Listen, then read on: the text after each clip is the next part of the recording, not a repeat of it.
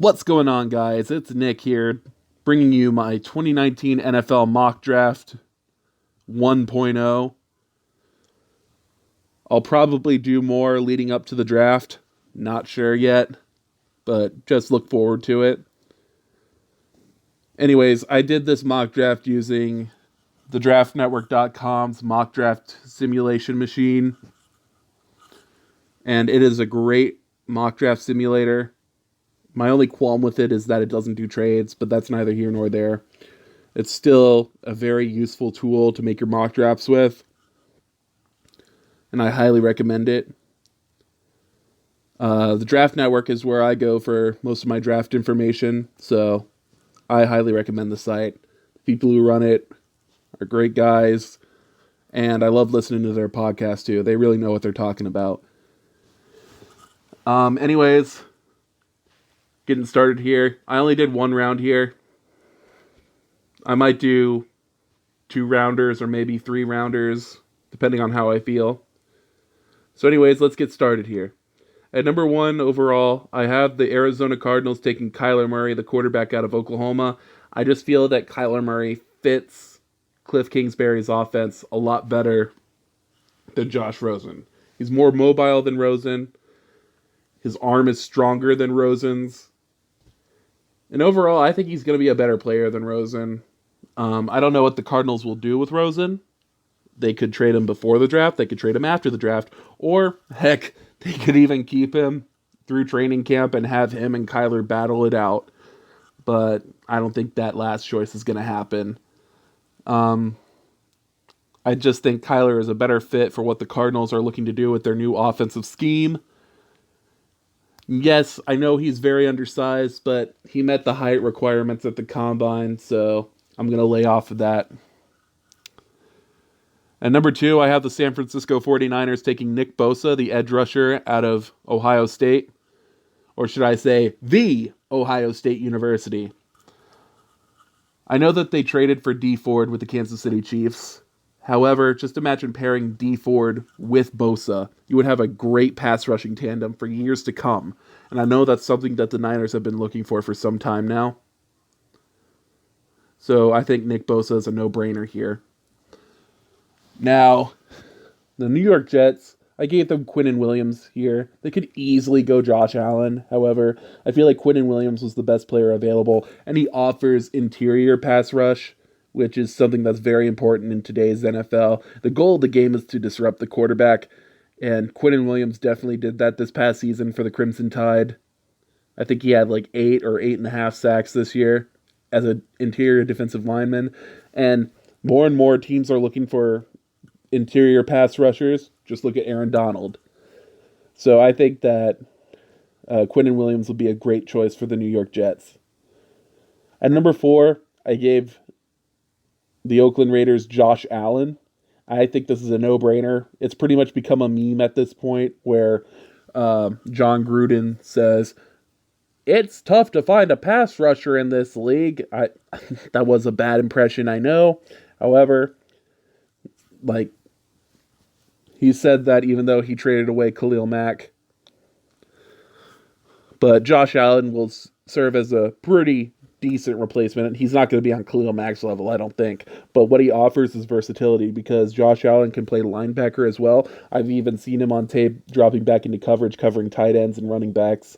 So I think Josh Allen, not only does he give you good pass rush, but he also gives you versatility, and he gives you the ability to just have a little fun with him when it comes to scheming. So I think that's a pick that the Oakland Raiders fans would definitely not argue with. At number 5, I gave the Tampa Bay Buccaneers Devin White. They lost Quan Alexander in free agency, and I think Devin White would be a suitable replacement. I think he would fit well with the Tampa Bay Buccaneers' new 3-4 defense. And I think that Devin White is going to be a spectacular linebacker in this league. There are some concerns with how raw he is. However, I think he's very moldable. So I think Devin White is going to be a great linebacker in this league. And I think Tampa Bay Buccaneers fans would definitely welcome him with open arms.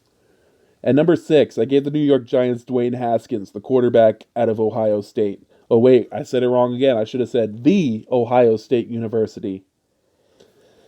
Now, I know that the Giants have said that they're not looking at quarterbacks, they are not studying them at all. However, I'd like to think that that's a smokescreen. I'd like to think that that's them trying to deceive teams. But you never know because this front office pretty much chose Eli Manning over Odell Beckham. So you never know, really. Honestly, the Giants could go multiple directions here. They could get a wide receiver. Wait on that later. They could go offensive line. They could go pass. They could go pass rush as well. But if it were me, I'm selecting the quarterback to study under Eli for a year and then take the reins as the franchise quarterback. And I think Dwayne Haskins can do that.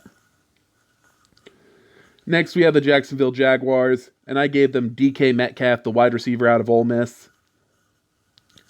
Now, DK Metcalf, I have my concerns with him, but he is a freak of nature for sure. His agility drills, they concern me. He had worse three-cone time than Tom Brady, so that's definitely concerning.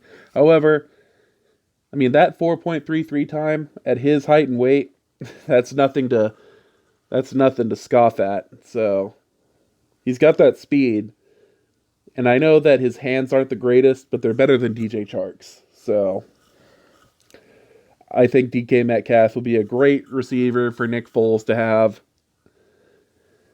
and DK Metcalf's the pick here for me. At number 8, I gave the Detroit Lions Devin Bush, the linebacker out of Michigan. Although he's undersized, I think Devin Bush is going to be a great linebacker in this league. You see more and more teams are taking these undersized linebackers. Just look at Roquan Smith going to the Chicago Bears last year. But Devin Bush, not only is he a good tackler, but he's also great in coverage too. I think he has some safety experience. If I'm wrong, please correct me. However, he, at his pro day, displayed some great agility that will allow him to succeed in coverage. At number 9, I gave the Buffalo Bills Jawan Taylor, the offensive tackle out of Florida. They need to protect Josh Allen. Simple as that. If you really believe that that is your franchise quarterback, you need to protect him. So I think that Jawan Taylor is one of the best offensive tackles in this draft this year. Certainly the best right tackle. So I think that the Buffalo Bills would definitely not argue with getting Jawan Taylor here. At number 10, I have the Denver Broncos selecting Drew Lock, quarterback out of Missouri. There's rumors that John Elway is absolutely in love with Drew Lock. He fits his profile of what he wants in a quarterback. I have some questions about Drew Lock's accuracy, but he's got a big arm. No one can deny that. He's got the prototypical size for a quarterback in the NFL. That's for sure. Whether he's going to be good, I don't know. But I think Elway is going to take a chance on him for sure. At 11, I have the Cincinnati Bengals selecting Ed Oliver, the defensive lineman out of Houston. Now, I'd say just defensive lineman and not defensive tackle or defensive end, because you can line up Ed Oliver anywhere on a four-man front. He's just that good. Excuse me. Ed Oliver, he's dropped a little bit because of some size concerns, but I don't buy into that because Aaron Donald is pretty undersized too, and look how that turned out. But I think Ed Oliver is going to be a spectacular player in the NFL, and I think that the Cincinnati Bengals would definitely benefit from having a guy like him on their team. Although, I know we can't trade on this simulator, don't be surprised if the Bengals trade up and try to jump the Giants to try and get Dwayne Haskins, because, I don't know, they have a new head coach, so they might want a new quarterback to replace Andy Dalton. I'm just saying. Don't be surprised if that happens. At number 12, I have my Green Bay Packers selecting TJ Hawkinson, the tight end out of Iowa. Now, if it wasn't for the Packers getting Zadarius Smith and Preston Smith, I would have had the Packers get either Brian Burns or Montez Sweat here. However, they got two pretty solid pass rushers in free agency this year, which surprised Packers fans nationwide. So I don't think that edge is as big of a need anymore. But tight end remains a need because Jimmy Graham is not the same Jimmy Graham he was in New Orleans and at some points in Seattle. And TJ Hawkinson has gotten some comparisons to Rob Gronkowski, the newly retired Rob Gronkowski. So I think that the Packers would definitely be happy with getting a guy like TJ Hawkinson, even at 12, which might be high for tight ends, but oh well. Aaron Rodgers certainly wouldn't complain. I think he would like to have a red zone target like TJ Hawkinson. Maybe he can sit behind Jimmy Graham for a year or two, or maybe they can do some two tight end sets, and then once Jimmy Graham retires, TJ Hawkinson can be tight end one for them. Maybe he'll be tight end one this year, but he's definitely tight end one on the draft board. So, without question, I am giving TJ Hawkinson to the Green Bay Packers. At number 13, I gave the Miami Dolphins Brian Burns, the pass rusher out of Florida State. I don't think Charles Harris has made that jump like everyone thought he was going to coming out of Missouri. And they just lost Cameron Wake, so they definitely need some pass rush help. And I think Brian Burns is going to provide that. Many people had questions about his weight while he was playing at Florida State. However, he gained like 15 pounds of muscle and just still showed off that awesome athleticism at the combine. So I don't think the Dolphins fans should have any qualms about getting Brian Burns. At number 14, I have the Atlanta Falcons selecting Montez Sweat, the pass rusher out of Mississippi State. Now, Montez Sweat, he had a ridiculously good combine. However, he was diagnosed with a heart condition. However, that did not stop him from dominating in the SEC, and it did not stop him from doing well at the Senior Bowl, and it did not stop him from doing well at the combine, so I don't think he'll drop too far. And the Falcons, Vic Beasley, he hasn't had the season that he had in 2016. Yeah, that's right, 2016. 2016. Yeah, it was 2016. Sorry about that, guys. He hasn't had that kind of season in quite a while, and I don't know if he'll have that kind of season again. So why not get Montez Sweat, who is clearly bigger and has more potential to be a fit on that 4-3 front, and pair him with Takk McKinley. Next, we have Noah Fant going to Washington, tight end out of Iowa, the other tight end out of Iowa. Now, Jordan Reed cannot stay healthy. He can't. And it's tempting to give Washington a quarterback here, but I don't think any of the quarterbacks remaining are worth taking 15th overall. I don't even think that Daniel Jones is going to be a first rounder. He might be, though. I don't know. But Noah Fant, I feel like, is a better fit for the West Coast offense that Jay Gruden likes to run. And Jordan Reed, again, can't stay healthy.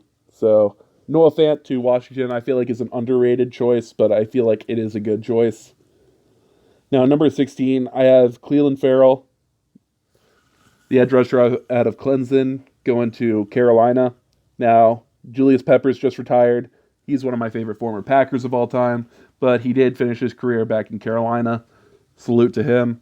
But now that leaves Carolina needing a pass rush badly, and I think they get a very good pass rusher out of Clelin Ferrell. He's not the most athletic pass rusher. He didn't test well at the combine, particularly well anyways. He did fine. He just wasn't outstanding.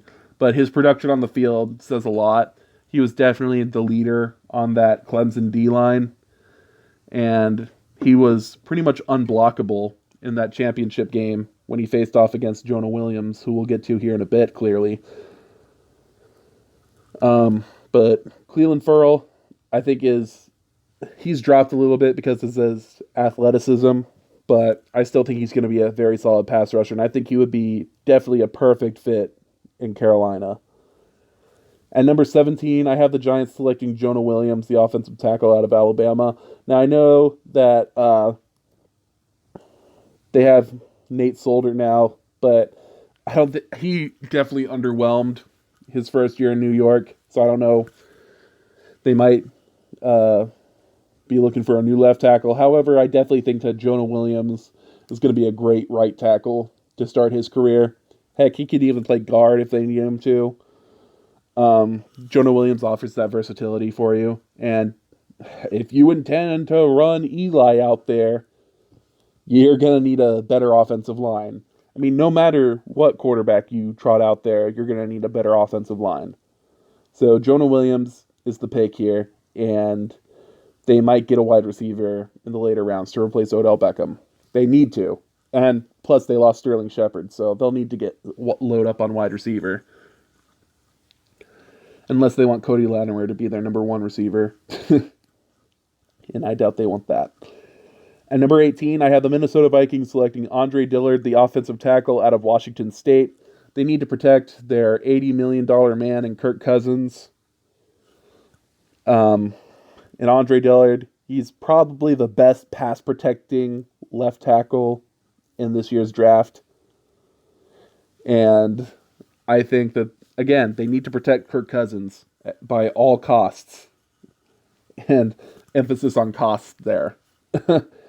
Anyways, Andre Dillard's the pick here. Vikings address their O-line, and they'll probably address their O-line even more in subsequent rounds. Next, at number 19, we have the Tennessee Titans taking Cody Ford, the interior offensive lineman out of Oklahoma. I mean, they have a very solid tackle tandem in Tennessee. However, their guards leave a lot to be desired, and they need to protect Marcus Mariota so he can stop getting injured and prove that he is a good franchise quarterback for the team. At number 20, we have the Pittsburgh Steelers taking Hakeem Butler, the wide receiver out of Iowa State. They just traded Antonio Brown, and while that is a devastating move in terms of offensive production, I feel like it had to happen due to locker room concerns. But they get Hakeem Butler here, who in my opinion is the second best wide receiver in this draft class. He has inconsistent hands, but he combines size with speed. And he clearly displayed that at the combine. And he's a lot more agile than DK Metcalf, by the way. But Hakeem Butler is the pick here. And I think Pittsburgh fans will be happy about that. At number 21, I have the Seattle Seahawks taking Rashawn Gary, I don't know what he is, defensive lineman. We're just going to say defensive lineman because I don't think he's an edge. His production doesn't say that he's an edge rusher, and I think he was playing out of position at Michigan. But Rashawn Gary's the pick here. Honestly, I don't think anyone who takes Rashawn Gary over the past edge rushers that I mentioned deserves to be in the NFL. They might as well just transfer to the AAF. But I think he can do well in Seattle because I think he can play that Michael Bennett type of role where he plays defensive end, but he's a big defensive end and he's a good run-stuffing defensive end. And surely Pete Carroll will find a spot for him for sure. So Rashawn Gary's the pick for me. And at number 22, we have the Baltimore Ravens selecting N'Keal Harry, the wide receiver out of Arizona State. N'Keal Harry, very solid big receiver, and I feel like that's what the Ravens need. They need a big receiver that can catch all the passes from Lamar Jackson. They need a receiver like N'Keal Harry who can win those 50-50 balls. And N'Keal Harry is a very solid receiver. He needs some refinement in his game, but I think he'll be a very good weapon. Running back is also, well, actually, running back was a choice, possibly. However, they did get Mark Ingram, so I think that's off the table now. They do need an edge rusher, though, so look for that in later rounds, because they lost Zadarius Smith and Terrell Suggs. So look out for that. At number 23, I have the Houston Texans taking Greedy Williams, the corner out of LSU. Now, in my opinion, Greedy is the number one corner in this draft class. There are questions about his love for the game of football. However, I don't care. He's a great press man, coverage guy. I would have them take an offensive lineman here, but I don't think that there's an offensive lineman worth taking at 23 out of anyone remaining on the board. So instead, they bolster their secondary with Greedy Williams. At number 24, I have the Oakland Raiders. They get this pick from the Chicago Bears, by the way. Taking Byron Murphy, the corner out of Washington, and he's a very good corner as well. If it wasn't for his height, he'd probably be cornerback one for me. But I think that the Oakland Raiders would definitely love a guy like Byron Murphy who can play both in the slot and on the outside. Byron Murphy is a solid choice for the Raiders, and I don't think any qualms will be made by Raiders fans. Shout out to Ash 6. Next, we have at 25, we have the Philadelphia Eagles. Shout out to Eagle Speed, aka Fitness Cheat Code, taking Joshua Jacobs, the running back out of Alabama. They lost Nick Foles.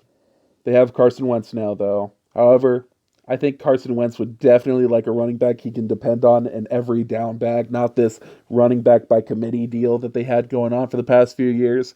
I think Joshua Jacobs would be a perfect fit. He is one of the only good running backs in this draft class. I do not like this running back class at all, but Joshua Jacobs is pretty good, in my opinion. Definitely running back one.